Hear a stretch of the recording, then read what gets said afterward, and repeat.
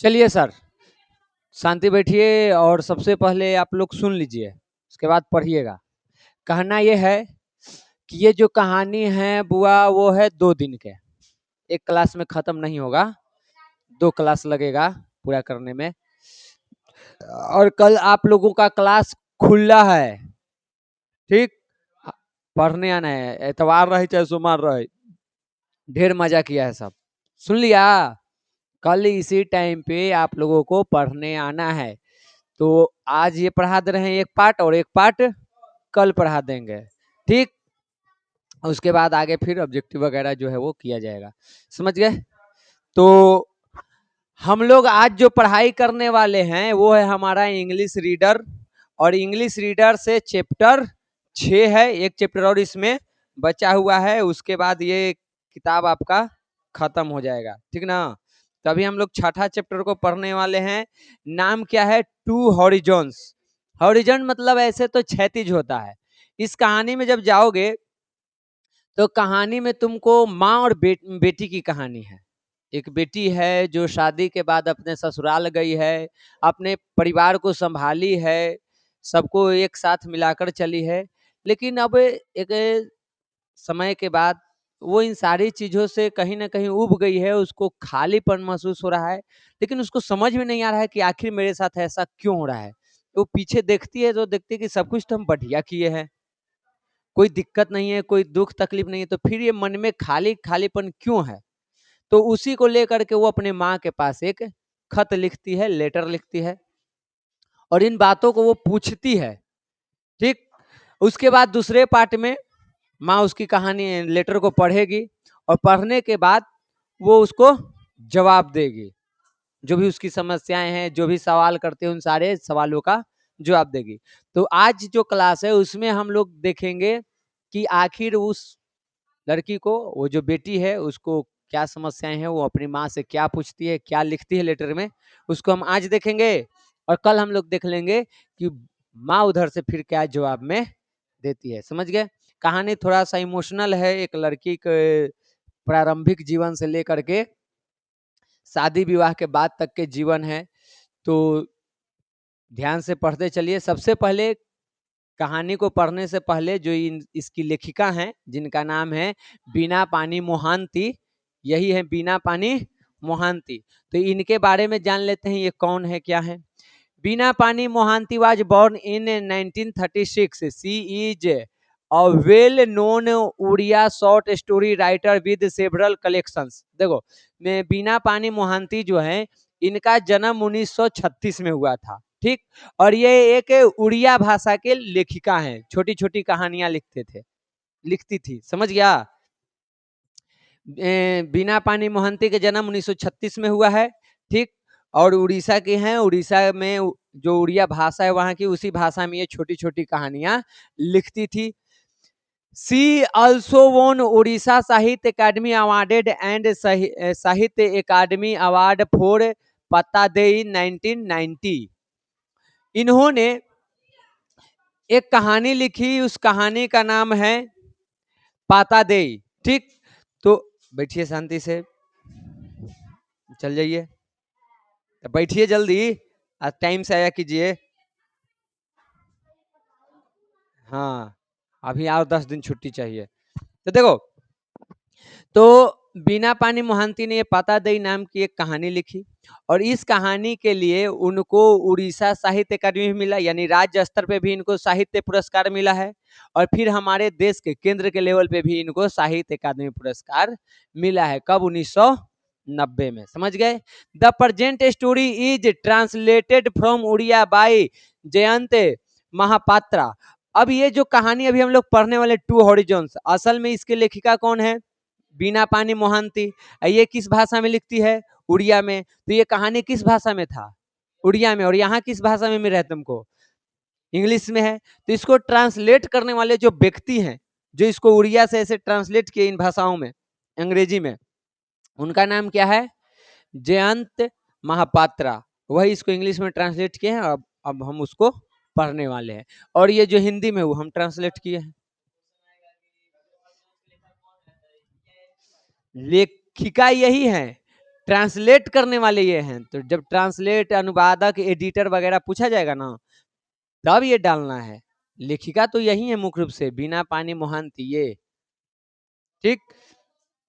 हाँ, जयंत महापात्र लिखल है। हाँ हाँ। चलिए अब आइए कहानी पर। कहानी देखो शुरू होता है माँ से। बेटी यहाँ पे लेटर लिख रही है अपनी। हाँ, पतरकी वाला पढ़ा रहे हैं। इसमें एक चैप्टर और रह जाएगा इसको पढ़ाने के बाद। ठीक, एक इसमें रह जाएगा, 2 उसमें है, यानी 3 चैप्टर और। कल क्लास खुला है, कल आप लोगों को आना है, इसी टाइम पे पढ़ाई होगी। हमको पता है कि संडे है, कोई टेस्ट फेस्ट अभी नहीं है, सब अब अगला वीक से होगा। आप लोग छठी मैया के नाम पर सब गर्दा गर्दा मचा के धर दिए हैं। प्लस में नीरज सर की दादी भी कहीं कि हम अब चल हो कितना दिन रहबै, जगह खाली करे ला। नीरज सर के शादी वादी होगा तो पत्नी को रहने के लिए घर चाहिए ना, तो दादी कही कि तो हम जा हो। तो अब ना होगी, अब घर खाली हुआ है, दादी गई है, अब घर खाली है तब। ठीक। देखिए, बेटी जो है वो अपने माँ को पत्र लिख रही है। क्या? माँ, आई ट्राइड, ये I tried my utmost to do as you said, कि माँ मैंने पूरी कोशिश की वैसा करने का जैसा आपने बताया था। ये कहानी में चले जाओ, मुख्य रूप से तुम जब कहानी को सुन रहे हो तो चले जाओ लड़की के शादी के पहले वाले जीवन में। विदाई के टाइम का आप सीन याद रखिए। लड़की की विदाई हो रही है, और जब लड़का बैठो सब शांति से, जब लड़की की विदाई होती है तो उसकी माँ उसको कुछ कुछ बातें बताती है, और उसी के साथ उसको घर ससुराल भेजती है। तो जब ये भी जब अपने ससुराल आ रही थी तो इसकी माँ कुछ बोली थी, कुछ करने को कही थी, सिखाई थी। तो ये करिए कि जो आपने कहा था उसको हम करने की पूरी कोशिश की है, अपनी तरफ से जी जान लगा के कोशिश की है। Try to change everything and build new dreams, कि मैंने सब कुछ बदलने का प्रयास किया और एक नए सपने बुनने की कोशिश की, एक नया सपना सजाए, एक उस सपने को साकार करने की पूरी कोशिश की। ठीक। But I did not get lost simply in my dreams, लेकिन कहा है कि हम उन सपनों को खोए नहीं, यानी खाली सपना हम देखे नहीं है, उसके लिए हम काम भी किए हैं। देखो, माँ, I indeed work hard to fulfil those I had there the many sleepless nights, those in in अरे हम ही भुला जा रहे हैं, रुके ना। इन न्यूमर हाथ तरीके अच्छा रे, इन तू हूँ यार, काहे छटपटा रहा है, रुको ना। ये हुआ इन, ये हो गया न्यूमर एबल, तो इन न्यूमरेबल। ठीक। Innumerable moments which crowded before pain that I suffered without a thought. ये देखो क्या कर रही है कि माँ तुम जो बोली थी, पूरे कहानी को समझिए क्या कर रही है कि तुम जो बोली थी उसको हम करने की पूरी कोशिश की है। हम एक नया सपना देखे और उस सपने को सच करने की पूरी कोशिश की है। उसके लिए दिन रात एक कर दिए, कितनी रातों की नींद गवा दिए, सब कुछ किए हैं। ठीक। देखो यहाँ कि मैंने पूरी कोशिश की है कि जैसा तुमने कहा था वैसा ही मैं करूं, सब कुछ बदलने का और नए सपने बुनने की कोशिश की। पर मैं बस अपने सपनों में ही नहीं खोया, सिर्फ सपना देखे नहीं, उसको साकार करने का प्रयास भी किया। मैंने तो उन सपनों को पूरा करने के लिए जी जान से मेहनत की, यानी सपना भी देखी और उन सपनों को पूरे करने के लिए मेहनत भी की। वो जो बेटी है इसकी, जो लेटर लिख रही है, वो कई रातों को बिना सोए गुजार दी उस सपने को साकार करने में। ठीक। नींद भी त्याग दी अपना। वो जो भी उस सपने को सच करने में उसको जो भी दर्द सहना पड़ा, उन दर्दों को वो झेली और झेल करके उन सपने को साकार करने का प्रयास की। और इसको करते समय वो कुछ नहीं सोची समझी, उसको बस इतना था कि हमको अपना सपना साकार करना है। और सपना में इसका क्या है, शादी हो गई है, घर गई है, तो घर में अपने परिवार को, ससुराल वालों को खुश करना है, अपनी ओर आकर्षित करना है, उसी के लिए इसको काम करना था। यानी एक बेहतर बहू, एक बेहतर पत्नी, एक बेहतर माँ बनना था, वही इसकी सपना था। ठीक। तो उस सपने के लिए ये सब कुछ की। नींद चैन सब कुछ त्याग दी। आगे आ जाइए। And you use to body just because I loved my way through life. अब इसको चले जाओ थोड़ा सा, ये जो कहानी बता रही है अपने शादी से पहले जो एक लड़की घर में अपने होती है उसको बता रही है। जैसे अभी आप लोग हैं लड़की लोग, तो घर में मस्ती मस्ती है, कुछ भी बात होता है आप मजाक में ले लेते हैं, हंसते रहते हैं, खिलखिलाते रहते हैं। तो मम्मी जरूर कहती होगी कि काज ने का ससुराल में कैसे बास होते ही, कहती है, सबके घर में कहती हैं। तो ये भी जब शादी नहीं हुई थी और अपने घर में थी तो हंसते खिलखिलाते रहती थी, नादानियां करते रहती थी। तो इसकी माँ को इस बात को लेकर के एक कहो कि चिंता होती थी कि कैसे ये शादी के बाद ससुराल में रहेगी, कैसे अपने ससुराल वालों को ये हैंडल करेगी, क्योंकि ये इसमें अभी तक तो नादानिये है, बचपने है, तो कैसे उन सारी चीजों को हैंडल करेगी। लेकिन वो बचपना अपने मायके में रहता है, अपने माँ बाप के पास रहता है। जैसे ही लड़की ससुराल जाती है वो समझ जाती है कि आ गया है हिटलर के शासन में काम करे पड़ता वो उठ के 4 बजे भोरे से। तो देखो ये कर रही है कि हम इतना कुछ किए, दर्द झेले, कई रातों को सोए नहीं, बिना सोचे समझे उन सपनों को साकार करने का प्रयास किए जो आप बोले थे, और आप फालतू में तुम इसलिए परेशान रहती थी क्योंकि मैं हंसता था, हंसते रहता था। तो तुमको चिंता होती थी कि अभी तक ये हंसी खेले में है, कभी सीरियस नहीं होते तो ससुराल कैसे बसेगी। तो देखो हम ये सब कर दिए, ठीक। Was it my own laughter माँ, और पूछ रही है कि माँ जो हम हंसते थे क्या वो मेरी हंसी थी, क्या वो हम हंसते थे, कौन हंसता था।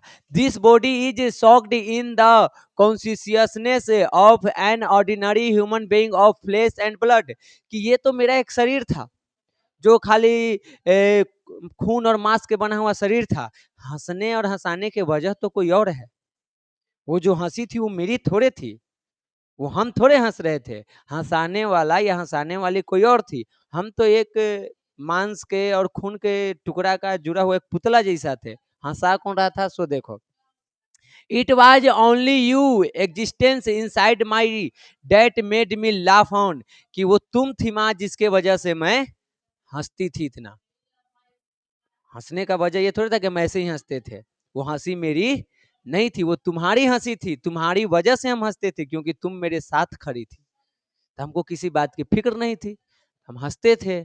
नहीं तो हम तो बस वही मांस और खून के, यहाँ पे देखो वही है फ्लेश एंड ब्लड, कि मांस और खून के तो हम एक पुतला थे, हंसाने वाला जान जो डाला वो तो तुम थी माँ, तुम्हारी वजह से हम हंसते थे। As if I had not a care in this world, और जब वो माँ साथ होती थी तो ये कहती है कि हमको दुनिया की कोई परवाह ही नहीं थी, दुनिया का है कैसे चलेगा, क्योंकि मेरे साथ कौन खड़ा है, मेरी माँ खड़ी है, इसलिए हमको इन सारी चीजों का कोई परवाह नहीं था, इसीलिए हम हंसते थे। लेकिन आज परिस्थिति बदल गई है, आज वो सिंसियर हो गई है, आज उसकी बच्चे हैं, तो थोड़ा सा वो अपने तरीके से जी रही है। अब उसी में उसको कुछ खालीपन महसूस हो रहा है तो अपनी माँ से वो कुछ कुछ पूछेगी। आगे देखो क्या कर रही है। Not only did I learn the secret of laughter from you, कि मैंने आपसे सिर्फ हंसने का राज नहीं सीखा कि हंसा कैसे जाता है, कुछ और भी सीखी है। क्या सीखी है।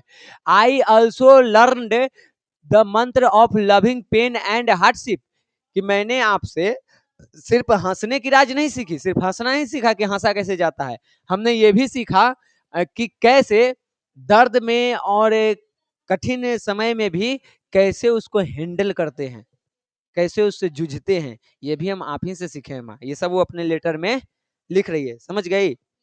ये लेटर हम लोग पढ़ रहे हैं, देखो कि मैंने आपसे हंसी का राज ही नहीं सीखा, दर्द और मुश्किलों से प्यार करने का भी, या जिंदगी से प्यार करने का जो मंत्र है वो भी मैंने आप ही से सीखा है कि कैसे इन सबको हैंडल करना है।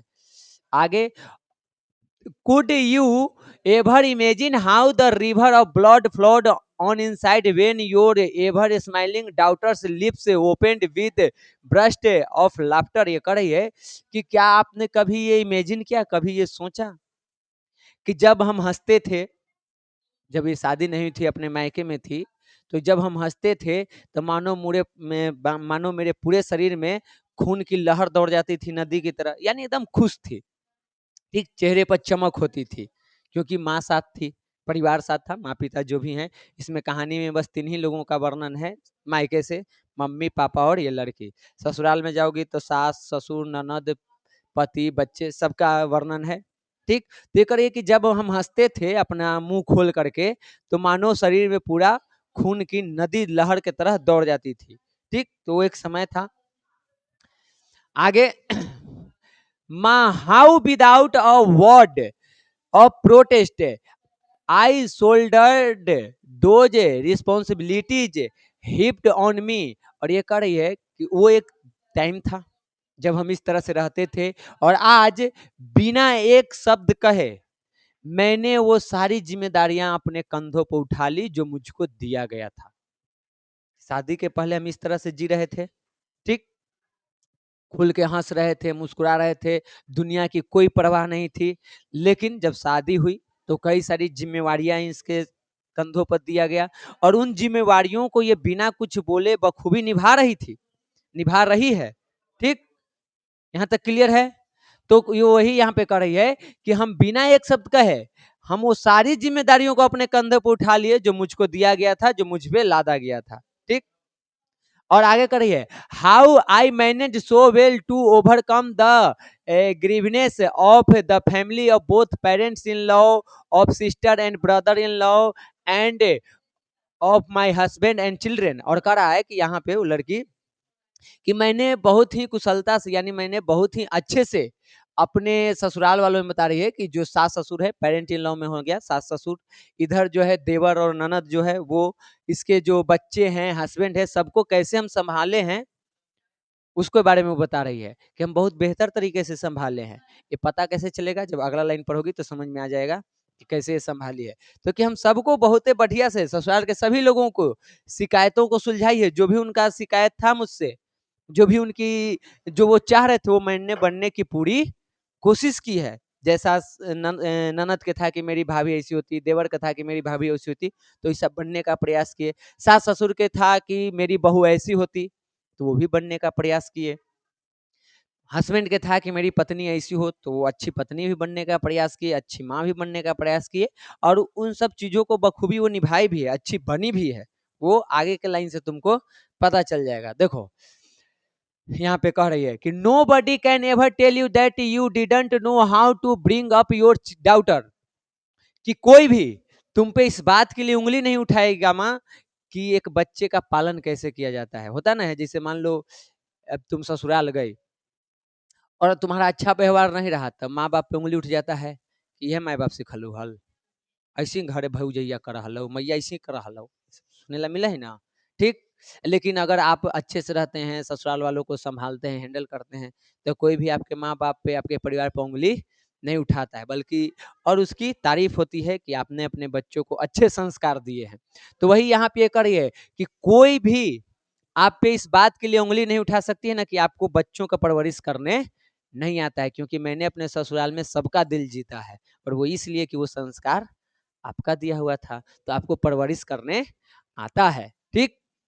और आगे करिए, you must have heard praises I am sure as to how good a daughter in law I was, कि हमको ये यकीन है कि आपने भी ये तारीफें सुनी होगी, जो मेरी ये तारीफ है, जो मैंने अपने ससुराल वालों को एक साथ संभाल के रखा है, वो तारीफ आप भी सुने होंगे, किसी न किसी से सुन लिए होंगे कि मैंने कैसे अपने ससुराल वालों को संभाल के रखा है, और कैसे मैं एक बढ़िया बहू बन करके यहाँ रह रही हूँ, एक सबके चहेती बहू बन के रह रही हूँ। तो वो बता रही है कि ये भी आप सुने होंगे, and how that must have made you happy, और करिए कि हमको ये भी पता है कि जब आप ये सुनी होंगी तो आपको कितनी खुशी हुई होगी, क्योंकि माँ बाप यही तो सुनना चाहता है कि ससुराल में जब मेरी बेटी गई है तो वहाँ से उसकी तारीफ सुनने को मिले कि नहीं आपकी बेटी बहुत संस्कारी है, परिवार को समझ, तो वो माँ पिता के लिए एक गर्व का पल होता है कि वो अच्छे से ससुराल में रह रही है, सबको परिवार को संभाल रही है। लेकिन आजकल के माँ भी बड़ा खतरनाक हो गई है। हाँ, झूठ ना बोल रहे हैं। आज के घर टूटे में सबसे बड़ा योगदान माँ की होती है। वह फोनवा पर 3-3 घंटा सिखाती है। जैसे मान लो हम हैं, हमारे भैया हैं, तो भाभी होगी, हम मेरी पत्नी होगी भविष्य में, अगर भगवान ने चाहा तो। तब मेरी पत्नी की माँ कॉल करेगी मेरी पत्नी के पास, बड़की कमवा कर हो तो हमार पत्नी कहेगी कि ना दीदी तो सुत ले रहा हथिन 7-8 बजे ले, तो तू मत करी है, हिस्सा दोनों बराबर लेती है, तू काम करबे, दाई गेल है तू न करी है, कहेगी ना हो, घर तोड़वा देती। ये नहीं सिखाएगी कि अच्छा जाने दो, तुम घर में छोट हो, सब तुम्हारे गार्जियन के समान है, तो सबकी बातों को सुनना और थोड़ा हैंडल करना, जहां तक हो प्रयास करना कि सबको संभाल के ना, उ न करू तू करबे। ओकरा बाद के बड़का पाहुन कमाथुन त पैसा केकरा देथुन, ताकि उनकर अपन अकाउंट हुए में बहे, तोड़ ताकि मम्मी के कह दे हथुन, उ नौकरी कमाई, उ किनले हो तो उन्ने जमीन घर, आ तू सिखाओ जाके हमरा से बात करई है ना, तो आओ एक दिन घरे आओ, कोई बहाना करके पाहुन के लेके आओ, अजाम तो आई पाहुन धर के बिगाड़ दे। ओकरा बाद जब घरे आके हम आंदोलन करम तो मम्मी कहत पक्का ही ढनकलहा के पढ़ा के खिया दिल है ससुराल सास के कहल में चली थे ससुर के मेहरारू के, हई हई हई बताओ, जो दिन हम ही करेंगे, हम मूड़ी उठावे लायक हैं, अभी यहाँ खड़ी हैं किसके बदौलत, अपन भाई के बदौलत, यहाँ जो है बोर्ड पर बैठ के तुमको पढ़ा रहे हैं किसके बदौलत, अपने भाई के बदौलत। लेकिन जब वो आएगी तो गांव में कहल जाए कि आंचरा के हवा लगा है एक बार ऐसे मरलो ना पुरवैया तक कि हाँ चल कहाँ चले लाए चल ठीक। तो आप लोगों को यही सिखाएंगे कि इन सब चीजों से बच के रहिए। कहा जाता है कि परिवार में जो सदस्य होते हैं वो मोती के तरह होते हैं, और उसमें जो नई नवेली बहू जाती है तो नई नवेली बहू जो है वो धागे की तरह होती है। जैसे मेरे परिवार में मान लो 5-6 जन हैं, तो हम 5-6 जन मोती हैं, और जो भाभी या मेरी पत्नी होंगी वो धागा है। अब उस धागे पर निर्भर करता है कि उन मोतियों को चुन के एक में मिला करके उसको माला बनाएगी या उसको तोड़ के बिखेर देगी। तो बहू जो होती है घर के वो धागा, और परिवार के लोग मोती हैं। तो हम अपनी पत्नी को तो यही सिखाएंगे कि देखिए, जब तक भाभी थी तब तक तो धागा बन करके मोतियों को सजो के रखी है, अब आप हैं, अगर आप भी उस धागे का सहयोग करके और मोती को बनाए तो माला मजबूत बनेगा, क्योंकि 2-2 धागा लग जाएगा, 2 धागा जब मिलेगा तो ज्यादा बेहतरीन होगा, ज्यादा बढ़िया माला बनेगा। बाकी तो मेरी पत्नी पर और भाभी पर डिपेंड करता है कि वो संजो के रखती है कि बिखेरती है। ठीक, कई सारी यादें जुड़ी हुई रहती है बचपन के, भाई बहन के झगड़ा प्यार, वो सब एक पत्नी आती है अलग कर देती है। का जाने दिमाग में क्या होता है, उसके लिए हमको शादी करना पड़ेगा। वो चीज अगर एक्सपीरियंस करना है तो शादी करना पड़ेगा, और जब शादी हो जाएगी तो हमारा अंदर कोई खोट नहीं लगेगा, कहीं हमारा भाई खतरनाक है, और भाई खराब है, हम बढ़िया हैं, हमारे भाई बेईमान है, हमारे भैया कही चलेंगे सबके कि हमारे भाई बा बेईमान है। हम दोनों एक दूसरे में बेईमानी ना देखेंगे, अगर ये चीज देखते रहें परिवार साथ चलेगा। लेकिन आज परिवार साथ नहीं चलता है, इन्हीं सब चीजों के कारण, समझ गए। तो इधर तो ये सब तो अचरा के हवा लगे वाला है, सब इधर लगावे वाला है सब। तो जहां भी जाएं आचरा के हवा लगे, लेकिन अच्छा वाला हवा लगे। टूटे हुए परिवार को जोड़ने का प्रयास करिए, ना कि जुड़े हुए परिवार को तोड़ने का। ठीक, अब परिवार में है तो जो कहा जाता है कि हाथ के जब उंगली सब एक समान नहीं है, बड़ा छोटा है, तो परिवार में 10 जन है, 5 जन है, तो सब एक जैसा कैसे होगा, सबको एक सांचे में ढालने का प्रयास मत कीजिए, बल्कि कुछ के जो भी आपके परिवार में सदस्य होंगे उनमें कुछ खूबी और कुछ खामी होगा, उन दोनों के साथ उसको अपनाइए, और कोशिश कीजिए कि उसमें जो खामी है उसको बोल बोल के धीरे धीरे उसमें हम सुधार करवाएं, ना कि परिवार तोड़ दें। समझ गए।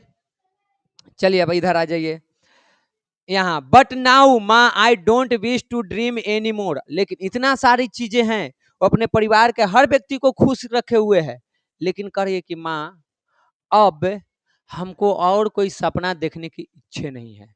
यहीं से वही अपना दुख का पिटारा खोल रही है। ठीक, कि आगे अब कोई सपना देखने का हमको कोई इच्छा नहीं है।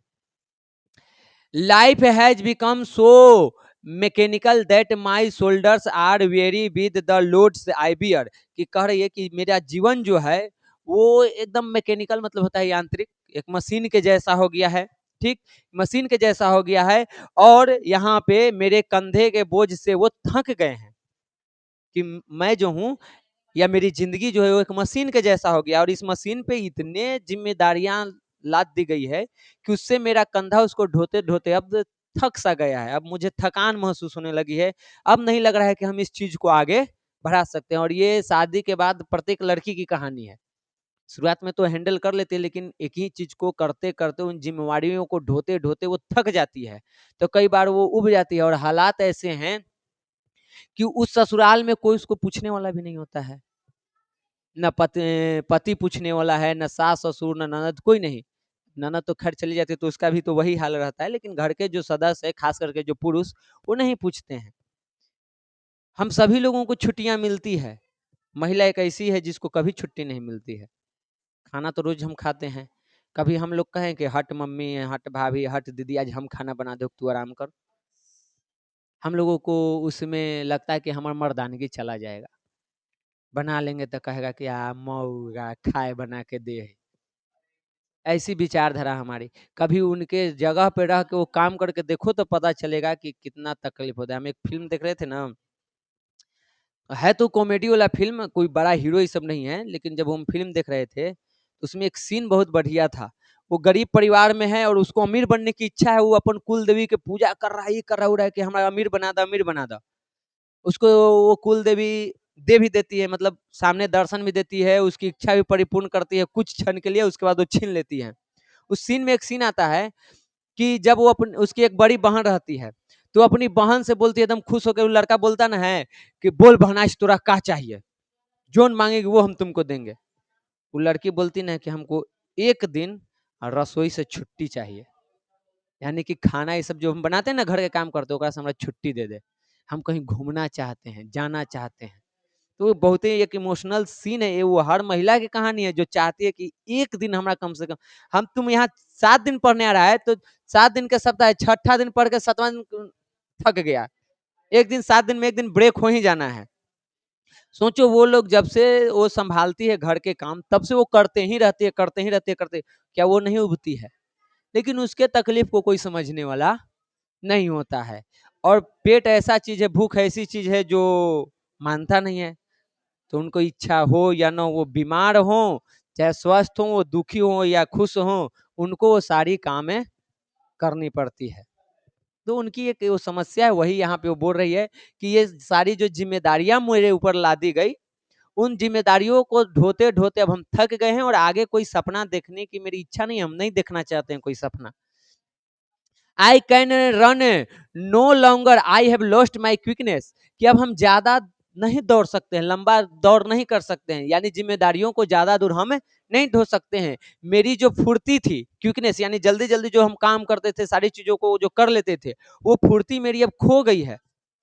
हम उसको खो दिए हैं। अब वो फुर्तीलापन मेरे अंदर नहीं रहा। ठीक? आगे देखिए, यही लेल कहा जाता है कि लड़की के जीवन में एगो माँ होना चाहिए। किसके पास लेटर लिख रही है? माँ के पास। माँ ना होती तब बेचारी रो-रो के, घुट-घुट के रह जाती, और किसी को पता भी नहीं चलने देती। ये तो लड़की के सहन शक्ति होता है। सारे दर्द को सह लेगी, लेकिन तुमको महसूस भी नहीं होगा कि वो इतना तकलीफ में है।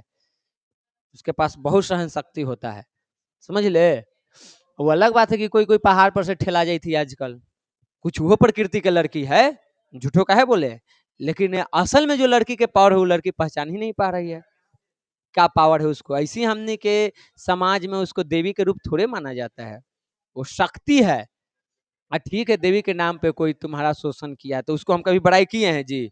शोषण करने वाले, सती प्रथा, विधवा के विवाह नहीं करना, बाल विवाह, ये सब को हम कहें कि बढ़िया चीज़ था। हाँ, लेकिन आज जिस हिसाब से आप लोग काम कर रहे हैं, 12 साल, 14 साल की उम्र में आप लोगों को लव हो जा रहा है, उसके बाद शादी करने का जो डिसीजन खुद ही से ले ले रहे हैं, तब तो बाल विवाह बढ़िया था। तो अपने ऊपर उँगली उठवाने का काम तो आप खुद ही कर रहे हैं। आपको जब अधिकार दिया कि नहीं आप 22 साल, 21 साल के होइए तब शादी कीजिए, तो आप करें कि ना हम 12 साल में करेंगे, तब बाल विवाह काहे से खराब हो जाएगा? आप साबित करके दिखाइए कि वो गलत था। बताना चाह रहा है कि इसको विवाह के बाद इसके जीवन में कुछ तकलीफ है, ठीक? और उस तकलीफ के कारण ये परेशान है। और जब भी लड़की को ससुराल में कोई तकलीफ होती है, कोई कष्ट, कोई दुविधा आती है, तो किसको याद करती है? अपनी माँ को। माँ से वो सारी बातें बताती है। माँ से क्यों बताती है? क्योंकि माँ भी पहले इन सारी चीजों को झेल चुकी है, तो उसको कैसे हैंडल करना है उस माँ को पता होता है। तो ये लड़की भी उस चीज को जूझ रही है, थोड़ा कहो कि एक तरह से जिंदगी में डिमोटिवेट हो गई है, तो अपने माँ से कुछ पूछेगी अपनी। अब देखो ना, वो अपने माँ के पास आ गई। यहाँ से देखो, यहाँ से जितनी भी कहानी अब चल रही है वो किसके बारे में चल रही है? माँ के बारे में। वो माँ के बारे में बताएगी, तुम इन सारी चीजों को कैसे हैंडल कर लेती थी। वो पूछेगी अब कि तुमको क्या जीवन में इस तरह की चीजें नहीं आई, जब आई तो तुम उसको कैसे हैंडल की, आज भी तुम इतना फुर्तीला कैसे हो, कैसे इन सारी जिम्मेवारियों को झेल लेती हो, उसको जिम्मेवारियों को निभाती हो, और कैसे तुम ये मुस्कुराते रहती हो सारे दर्द को छुपा करके। वो कला हमको भी सिखाओ। और जब माँ लेटर लिखेगी तो वो सारी चीजें उसको सिखाएगी कि एक लड़की का जीवन कैसा होता है, क्या होता है, उन सारी चीजों को वो बताएगी। समझी? तो यहाँ पे मुख्य रूप से जो तुमको कहानी समझना है, वो कहानी में समझना है कि एक लड़की का जब विदाई हो जाता है, वो ससुराल चले जाता है, चली जाती है, तो उसको क्या क्या चीजों को फेस करना पड़ता है, कौन कौन सी समस्याओं को, और उसका कैसे समाधान ढूंढा जाता है।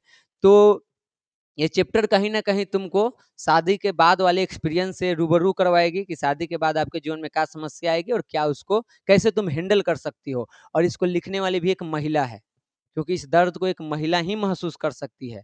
तो कहीं ना कहीं ये कहो कि लेखिका ने ही इस चीज को महसूस की होगी, और वो एक लेटर के माध्यम से वो समाज के सामने उस चीज को रख रही है। अपना कहानी लिख दी लेटर के रूप में और उसको समाज के सामने रख रही है, और एक महिला के वैवाहिक जीवन में जो जिम्मेदारी और जो दुख है उनसे रूबरू करवाने का प्रयास कर रही है। यही सीखना है इसमें। ये सब पूछे बोला जाता है लास्ट में, आपको पहले ही चाहिए कि क्या सीखना है इनमें। ना हो। देखो यहाँ तो कह रही है कि टुडे आई ऑब्जर्व यू माँ and see in spite of your advancing years the undiminished enthusiasm with which you have your yearly morning bath and worship the sun। कह रही है कि आज जब मैं आपको देखती हूँ, कौन? बेटी माँ को कह रही है कि जब मैं आपको देखती हूँ माँ, तो पाती हूँ कि आपकी बढ़ती उम्र के बावजूद आप उतना ही उत्साहित हैं, उतना ही फुर्तीला हैं, और उसी फुर्तीला के साथ आज भी आप सुबह सुबह उठती हैं, नहाती हैं, सूर्य देव की पूजा करती हैं। तो इतना फुर्तीलापन आप में अभी तक कहाँ से है?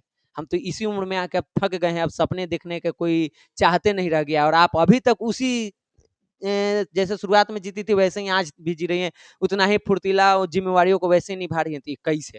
कई सवाल है इसका। ठीक, कि ये चीज करती हो, सूर्य की पूजा करती हो। आगे, also how your zest for life scatters like abundant pollen everywhere as you hold on those moments that have gone by in your routine bound existence. और कह रही है कि आपकी ये जो भी चीजें हैं, जो जीवन के प्रति जो आपका उत्साह है, जिस तरह से आप काम करते हैं, वो कहीं ना कहीं हमारे परिवार में, हमारे घर में, हर तरफ, जैसे बसंत ऋतु आता है, फूल खिलता है, और फूल में से परागकण निकल करके चारों तरफ जैसे फैल जाता है। परागकण समझते ना है? बायोलॉजी पढ़े होंगे। परागकण से एलर्जी भी होता है, ये भी पढ़े हैं इंग्लिश में। ठीक, धुरी धुरी जैसा। तो जैसे वो आसपास में बिखर जाता है, वैसे ही करिए कि आपका ये उत्साह, आपकी ये मुस्कुराहट, आपकी ये जो जिम्मेवारी जो उठाए हुए हैं, जो पूजा पाठ वगैरह जो भी चीजें करती है, वो उस परागकण के जैसा पूरे घर में बिखर जाती है। तो ये कैसे संभव है? आप ये कैसे करते, वही उसका सवाल है, ताकि उससे सीख के ये भी उन चीजों को कर पाए। ठीक, आगे वो कहती है कि as you hold on those moments that have gone by in your routine bound existence, कि इतना चीज को करती हैं, इतनी जिम्मेदारी को उठाती हैं प्रतिदिन, नियम अनुसार ये एक रूटीन है वो सारी चीजों को करना, फिर भी अपने जीवन से खुशियों को, पल को नहीं जाने देते हैं, उसको पकड़ के रखते हैं। तो आप ये कैसे कर पाती है? यही सवाल है। समझिए, देखो कि आप अपनी दिनचर्या से बंधे हुए जीवन में जी रहे हैं कि रोज वो काम करना ही करना है, फिर भी उन बीते पलों को इस तरह से आप थामे रहती है मानो वो कभी कहीं गए ही नहीं हो।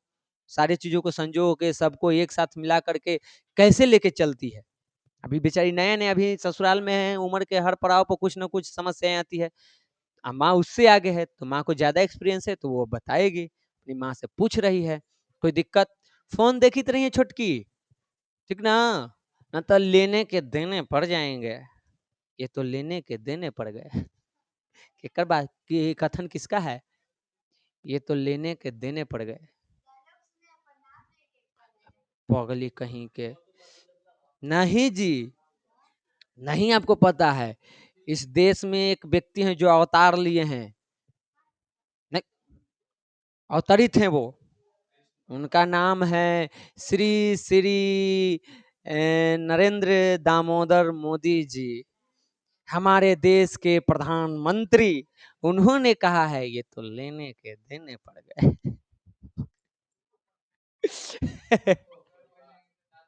अगर देखो, I don't even know what nectar you spill as you circle round like a homing pigeon. ये करिए कि मुझे भी नहीं पता कि आप घर लौटते कबूतर की तरह चक्कर लगाते हुए क्या ऐसा अमृत बिखेर देती थी, घर पूरा एकदम खुशियों से भर जाता था। हमको भी नहीं पता है। आगे करिए, I have never notice you your awareness nor have seen you any time downcast or sorrowful, कि मैंने कभी आपके थकान को नहीं देखा, कभी थका हुआ आपको नहीं देखे, हमको महसूस नहीं हुआ कि आप थकी हुई हैं, और नहीं आपको कभी उदास देखे हैं, और नहीं आपको कभी हम दुखी देखे हैं। आप हमेशा मुस्कुराती रही, और हमेशा उसे ही फुर्तीला रही, और घर की सारी जिम्मेवारियों को आप अपने कंधे पर उठा के उसको लेकर चलती रही। तो वो कैसे, हम कभी क्यों नहीं देख पाए आपकी थकान को, आपको दुख को, आपकी उदासी को? क्या आपको सच में वो चीजें नहीं होती है, या कोई है कला जिससे आप उसको छुपा लेती है? अगर है तो हमको भी बताइए, हम भी उसको हैंडल करें। आगे कहती है, although I am unaware of what you do secreted inside the puja room. करिए कि इसको लेकर के एक चीज और लेकर के हम आज तक नहीं समझ पाए हैं कि आप जब अपने पूजा रूम में जाती थी, पूजा घर में, तो वहां पे घंटों आप क्या करती थी? पूजा पाठ में अपना लगाई हुई थी टाइम, वही बता रही है कि यहाँ पे, कि मैं इस बात से भी अनजान हूँ कि आप पूजा घर में जा करके भीतर क्या करती हैं, गुप्त रूप से उसमें आप बैठी हुई हैं, ध्यान लगे हुए हैं, क्या करती हैं हमको समझ में नहीं आता है। और आगे करिए, नॉट ओनली आई, कि सिर्फ मैं ही नहीं, बट फादर टू, कि पिताजी को भी नहीं पता है। अरे हमको तो नहीं पता है, नहीं पता है, लेकिन पिताजी को भी ये बात नहीं पता है कि जब आप पूजा घर में जाती हैं तो गुप्त रूप से, उस सिक्रेटली रूप से उतने देर आप क्या करती हैं, कैसे पूजा पाठ करती हैं, वहां पे क्या आपको एक्सपीरियंस मिलता है, कई सारी बातें अब इसको पता नहीं है, तो दिमाग में कई सारी बातें चलते रहते हैं कि आखिर मम्मी घरवा में करती का है दे। ठीक, उसके बाद I feel certain know nothing of those silent moments of yours this moon's unseen face. और आगे करें कि मुझे यकीन है कि हमको तो नहीं पता है, पिताजी को भी इसके बारे में नहीं पता है, और पिताजी भी इस बात के बारे में ऐसे हैं जैसे कि चांद के हम देखते हैं तो बस एक तरफ को देखते हैं, दूसरा तरफ को हम कभी भी नहीं देखते। हम लोग को चांद दिखाई, अब हम इसे हाथ किए हैं तो तू किसको देख रहा है? एक तरफ, तुम मेरा दूसरा तरफ कभी नहीं देख सकता है। तू जन्ने में घूमेगा, हम ऐसे ऐसे घुमाते चल जाएंगे, मेरा दूसरा तरफ देख सकता है, लेकिन दूसरा रूप है। तो इसकी माँ का भी वही है, पूजा रूम वाला उसका दूसरा तरफ है, जिसके बारे में न तो उसके पिताजी जानते हैं, न वो लड़की जानती है। ठीक, तो वही बता रही है कि आप जो हैं वो चांद के वो छुपे हुए दूसरे साइड की तरफ हैं, जिसके बारे में कोई नहीं जानता है। वैसे ही आपके पूजा घर में वो पूजा करना उसी तरह है, जिसके बारे में कोई नहीं जानता है, न मैं न पिताजी। समझ गई? यहाँ क्लियर हुआ ये चीजें? ठीक, आगे ये, and this other side is not just a matter of a few minutes, कि ये चीज जो है वो कुछ समय के बात नहीं है, कि कुछ समय तक रहा, कुछ मिनटों तक रहा और खत्म हो गया, बल्कि I don't know if you try to measure the depth of your fulfillment during this time, ma, but after what's your fear and bright countenance slashes like sunlight around the house, कि ये कुछ देर का मामला नहीं है, मुझे नहीं पता कि आप इस दौरान क्या करते हैं, कहीं आप अपनी जीवन की गहराई में तो नहीं चली जाती है, उन चीजों को, जिम्मेदारी को आप क्या करते हैं हमको नहीं पता, लेकिन जब भी आप ये करके, पूजा पाठ करके जब आप घर से बाहर निकलती हैं तो घर पूरा खुशियों से भर जाता है, चमकने लगता है, वैसे ही जैसे सूरज के निकलते ही पूरा पृथ्वी कैसे चमक जाता है, वो पूरी रात कहीं खोए रहता है, जैसे ही सुबह की पहली किरण के साथ आता है तो पूरे पृथ्वी को एकदम अपने चमक दमक से भर देता है। तो वही ये करिए कि आपका वही था, जब आप पूजा घर में रहती थी और जैसे ही वहां से बाहर निकलती थी तो पूरा घर प्रकाश से प्रकाशित हो जाता था, आपकी चमक से, आपके चेहरे की चमक, आपकी हंसी से घर भर उठता था।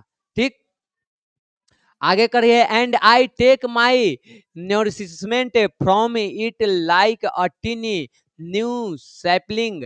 और आगे वो करिए कि और मैं एक नन्हे नए पौधे की तरह उससे पोषण लेता रहता था।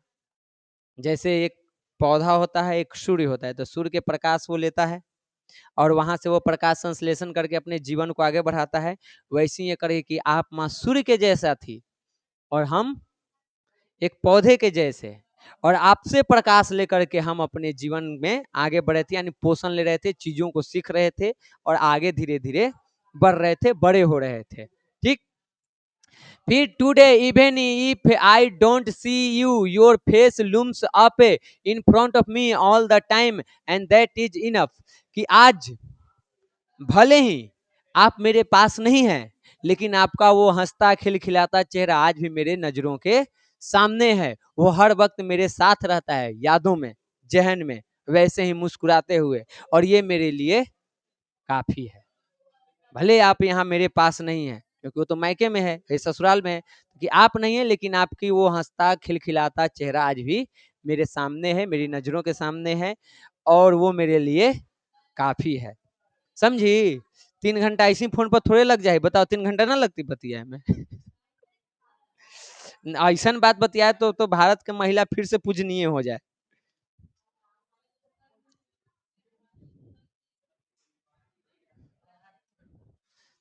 आगे देखो, I remember when I was living you had hugged me and said daughter don't be afraid. करे कि हमको याद है जब मेरी विदाई हो रही थी, हम यहाँ आ रहे थे, तो आपने मुझे अपने गले से लगाया था और कहा था कि बेटी डरना मत, क्योंकि ससुराल जा रही है तो डर के है कि डर सकती है, घर में पहली बार जा रही है, क्या परिस्थिति होगी, तो करे कि डरना मत। No one can live on this world in fear. कि यहाँ पे इस दुनिया में डर के सहारे कोई नहीं जी सकता है, इसलिए तुम डरना मत। One has to bring out that power from within oneself and face the world.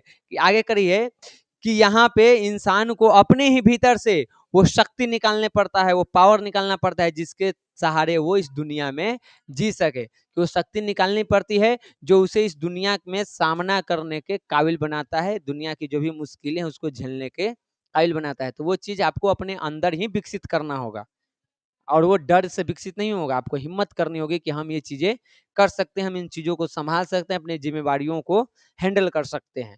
ठीक, our ways are dark.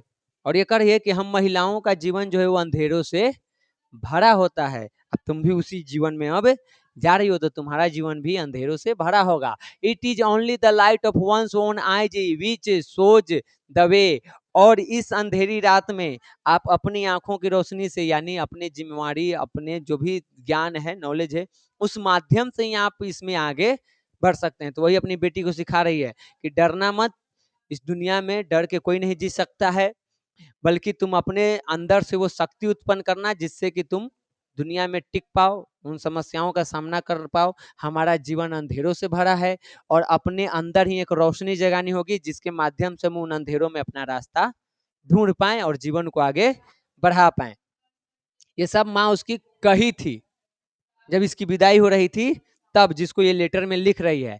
Can one live with another all his life. अब यहाँ पे बेटी पूछ रही है कि इतना बात तो तुम हमको बता दी, लेकिन बताओ क्या कोई सदा किसी दूसरे के साथ रह सकता है? नहीं, ये भी इसकी माँ ही बोली थी कि बताओ कोई भी दुनिया में एक दूसरे के साथ रह सकता है? कहा दादी चल गई, दादा इज्जे हैं, जीवन भर के साथ थे ना, दादी चली गई, दादा इज्जे हैं। तो जीवन भर कोई साथ नहीं निभाता है। अगर जीवन भर आपका कोई साथ निभाने वाला है तो बस एक ही व्यक्ति है, और वो आप खुद हैं, और कोई नहीं। हमारे घर में सब दादा चल गए, दादी सब बैठल है, पति पत्नी है, अर्धांगनी, और अर्धांगनी यहीं रह गए, अर्धांगना चले गए। ठीक, तो जीवन भर कोई एक दूसरे के साथ नहीं रह सकता है। वही माँ इसी सिखा रही कि कोई साथ है ना, कि माँ से अब बिछड़ रही है, अलग हो रही है, अब उसको जाने का मन न है, तो माँ कह रही है कि कोई जीवन भर किसी के साथ रह सकता है क्या?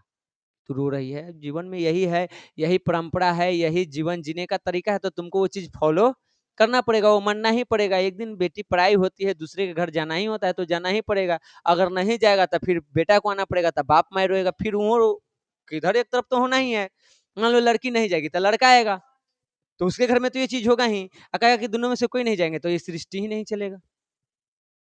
अगर लड़की लड़के घर या लड़का लड़की के घर विदाई नहीं होगा तो क्या ये सृष्टि चल पाएगा? तो सृष्टि चलाना है तो इन सारी चीजों को करना पड़ता है।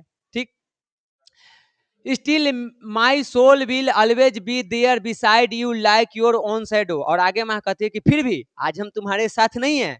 उसकी माँ करिए विदाई के टाइम अपने बेटी से कि आज भले हम तुम्हारे साथ नहीं है, फिर भी मेरी आत्मा हमेशा तुम्हारे साथ रहेगी, एकदम बिल्कुल तुम्हारी परछाई की तरह। जैसे तुम्हारा परछाई हर वक्त तुम्हारे साथ रहता है, वैसे ही मैं भी तुम्हारे साथ रहूंगी, मेरी आत्मा हमेशा तुम्हारे साथ रहेगी, भले मैं तुम्हारे पास नहीं रहूंगी। ये सारी बातें उसकी माँ ने इसकी विदाई के टाइम इससे बोली थी, गले लगा के, जब रोह रोहट ना हो वह है उस टाइम पे। आजकल के लड़की तो रोबो ना करती है हो कि रोम तब मेकअप खराब हो जाए, असली चेहरा बाहरे आ जाए। हाँ, रोबा हले पहले के लड़की सा कि पूरा गांव रोए लगल ओकर रोवाई देख के। आज घर के आदमी ना रोवा, रोबे ना करे तो का आदमी रोते। ठीक, हमार बहन के तो बियाह है तो न रोत, न तो मार मार के रोम, आ न तो छीट देम आंसू गैस। रोबे ना करबे सा, आंसू गैस मार देम, रो वीडियो रिकॉर्ड करम।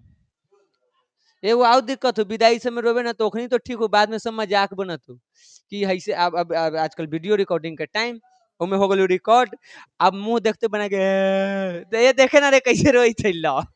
में दिक्कत है, रोना भी दिक्कतें हो गया है ना। देखिए, then you patted your moist eyes with your sari and in a sudden gesture took a little vermilion from the parting in your hair to put it in mine.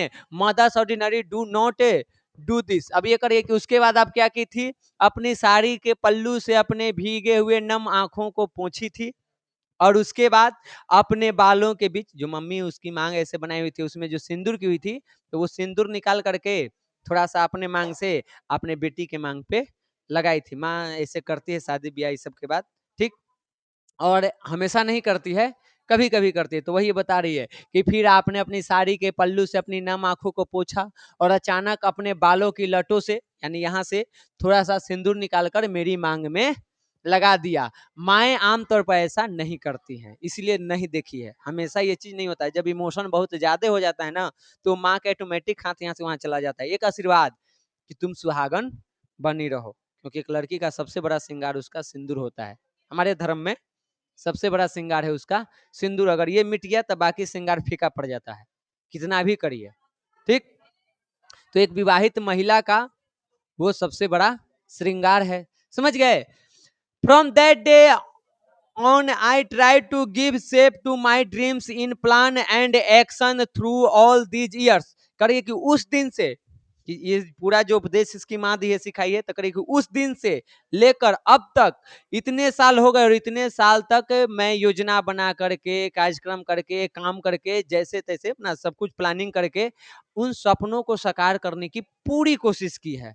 जी जान लगा के, रात के नींद चैन सब गंवा करके उन सपनों को हम साकार करने का प्रयास किए हैं। Now there seem to be huge emptiness inside. और करिए कि पर अब अंदर एक गहरा खालीपन सा लगता है। तो आप जो भी बोली वो सब हम काम किए, लेकिन फिर भी आज हमको खालीपन महसूस हो रहा है। अब पूछ रहे कि काहे माँ, सब कुछ तो हम सही कर रहे हैं, तो फिर मेरे अंदर ये खालीपन क्यों है? वो आगे वो बताएगी कि परिवार में सब बढ़िया है, ऐसा नहीं है कि सास कुछ बोल दी, ससुर बोल दी, या हस्बैंड, बच्चे, देवर, ननद, गोतनी, कोई कुछ नहीं बोला है, लेकिन फिर भी अंदर एक खालीपन है। वो खालीपन क्यों है सो देखो। बोलने वाले को बोलने दो, जब ले खत्म ना होगा एक पार्ट थोड़े छोड़ेंगे, एक पार्ट तो मारिए के जबू आज ना है जल्लू, एक पार्ट तो आज मारिए के जबू। 2 दिन के क्लास है, अभी खाली बेटिए की कहानी पढ़ी थी, मैया के बाकी है। सुनो, there are no great worries at home, कि घर में कोई बड़ी चिंता नहीं है। ठीक, your son in law is and has always been a child, कि आपके जो दामाद है यानी इसकी जो पति है वो तो हमेशा से एक बच्चा के जैसा है और बच्चे के जैसा उनसे दुलार प्यार अपनी पत्नी से कर रहा है, कोई दिक्कत नहीं है। उसके बाद कर रहा है द ग्रैंड चिल्ड्रेन, कि आपके जो नाती नातिन है उसमें थोड़ा सा है कि वो चीजों को उतना ही समझते हैं क्योंकि वो बच्चे हैं, तो उन संवेदनाओं को उतना नहीं समझ पाते हैं, लेकिन फिर भी ये ऐसा नहीं है कि एकदम बैल बुद्धि है, वो भी ठीक है, थोड़ा शरारती है, लेकिन आपके नाती नातिन भी अच्छे हैं। उसके बाद आगे I have earn a name in the work I do, कि मैंने जो ससुराल में काम किया उससे मैंने एक नाम कमाया है, गांव समाज में घर में नाम है कि देख फलना की पत्नी बहू कितनी अच्छी है, सब कुछ बढ़िया है, फिर भी मन में खालीपन है। ठीक, कि and no one has ever pointed a finger at me for anything, कि कोई भी मेरे ऊपर किसी चीज के लिए उंगली नहीं उठा सकता। ये सारी काम हम किए, उन सारी जिम्मेदारियों को, उन सपनों को साकार करने का प्रयास किए और उसमें कामयाबी भी हासिल कर लिए हैं, लेकिन फिर भी ये कह रहा है कि हम खालीपन से गुजर रहे हैं। When these success wave their flags of victory around me, I see no reason for this awareness I feel, कि जब इन सफलताओं का ध्वज लहराता है, जब हम पीछे देखते हैं कि हम ये सारी सफलताओं को प्राप्त कर लिए, उन सारी जिम्मेवारियों को निभा लिए, तो वो एक विजय का पताका लहरता है मन में, एक खुशी होती है, लेकिन फिर भी वो मेरे अंदर के खालीपन को खत्म नहीं कर पाता है, अंदर एक खालीपन है। ठीक, why don't I get the fulfilment you have, कि मुझे आपके जैसी तृप्ति, वो खुशी, वो परिपूर्णता क्यों नहीं मिल रही है, जबकि सारे काम हम आपके जैसा कर रहे हैं। शांति बैठे रहो। Why is there so much of restlessness, so much of impotence in me, कि मेरे अंदर इतनी बेचैनी, इतना खालीपन क्यों है, जबकि सब कुछ तो अच्छा चल रहा है, इसीलिए वो परेशान है और लेटर लिख रही है। Has the sound of your anklets been lost in the body of this siege sands, or have you sat down the somewhere tried and weary, और आगे वो कर रही है कि क्या आपके पायल की आवाज समंदर की रेत में कहीं खो गई है, या आप कहीं थक कर बैठ गई हो, यानी कहीं ना कहीं इसकी माँ इसको मोटिवेशन दे रही थी, उसी के सिखाए रास्तों पे चल रही थी और जीवन में अपना एक बेहतर बहू बनने का प्रयास कर रही थी, एक बेहतर महिला बनने का प्रयास कर रही थी, लेकिन आज वो सारी चीजें है, लेकिन इसको खालीपन महसूस हो रहा है, तो इसको लग रहा है कि कहीं माँ कहीं मेरा साथ तो नहीं छोड़ दी है, तो इसलिए वो पूछ रही है कि आप कहीं खो तो ना गई हैं, कहीं आप ही थक कर तो नहीं बैठ गई हैं कि मुझको ऐसा खालीपन लग रहा है। मरलिन है, ठीक, कैलकुलेटर लिखे वाली है। आई don't know if should look back और नॉट, माँ, कि मुझे समझ में नहीं आता है कि हम पीछे मुड़ के देखें या न देखें। I cannot understand why the air outside is choked with suspicion and unbelief, और ये कह रही है कि मुझे समझ में नहीं आता है कि बाहर की हवा मुझे इतना संदेह, घुटन, ये सारी चीजें क्यों दे रही है, कुछ तो गड़बड़ होने वाला है, क्या होने वाला है हमको समझ में नहीं आ रहा है। ठीक, and I realize, ma, if I look back, you will turn into a stone, and if I take a step ahead, I will place my feet in fathomless dips। अब ये कर रही है कि अब मुझे ऐसा एहसास होता है कि अगर हम पीछे मुड़ के देखेंगे तो लगता है कि आप पत्थर की हो जाएंगे, और अगर हम आगे बढ़ेंगे तो लगता है कि किसी गहराई में हम जाके खो जाएंगे, मेरा पैर एक गहरे दलदल में फंस जाएगा। यानी एक ऐसे मोड़ पे आके हम खड़े हो गए हैं जहां से ना तो हम पीछे देख पा रहे हैं ना तो आगे जा पा रहे हैं, तो ऐसी जीवन हो गई है। ए लड़का शांति बैठ। आई एम अनेबल टू सी माई वे, कि मैं अपने रास्ते देखने में सक्षम नहीं हूं, नहीं दिखाई दे रहा है कि मुझे कहां जाना है, कैसे जाना है, वो रास्ते मुझे नहीं दिखाई दे रहे हैं। Yet my whole being sense like the cluster of mango bloom in a branch of the tree that embraces the earth, storm seems imminent in the sky, और ये कह रहा है कि आज जो मेरा जीवन है वो उस प्रकार से हो गया है, जैसे पेड़ में फूल लगते हैं, आम के पेड़ में मोजर जिसको कहते हैं, और पूरे धरती में फैलता है, तो हमारा जीवन उस प्रकार हो गया है, लेकिन फिर भी मेरे जीवन में एक खालीपन है और कुछ घटने वाला है। हमको ऐसा बार बार लग रहा है कि जीवन में कुछ बुरा होने वाला है, कुछ भयंकर घटना घटने वाली है, और इससे हम परेशान हैं, खालीपन है, तो इसमें हमको कुछ रास्ता दिखाइए।